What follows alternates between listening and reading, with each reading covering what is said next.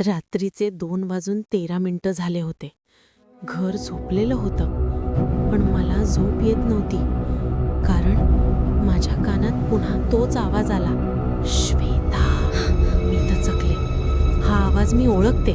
हा आवाज माझाच होता. मी हळूच बेडवरून उठले. पायाखालची जमीन थंड होती, जणू कुणीतरी आधीच चालून गेल्यासारखी. हॉलमध्ये अंधार होता, पण आरशात एक आकृती दिसत होती. ती माझ्यासारखीच दिसत होती, पण तिचे डोळे ते हलत नव्हते. मी मागे सरकले. हृदय इतकं जोरात धडधडत होतं की आवाज ऐकू येत होता. तेवढ्यात ती हसली. घाबरू नकोस, मी तूच आहे. माझा श्वास अडखळला.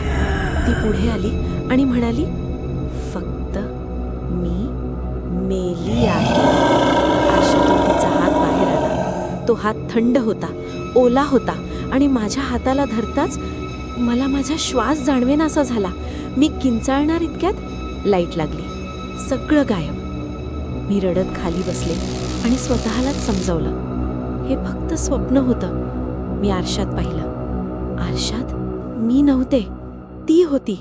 आणि माझ्या मागून आवाज आला, आता माझी वेळ आहे.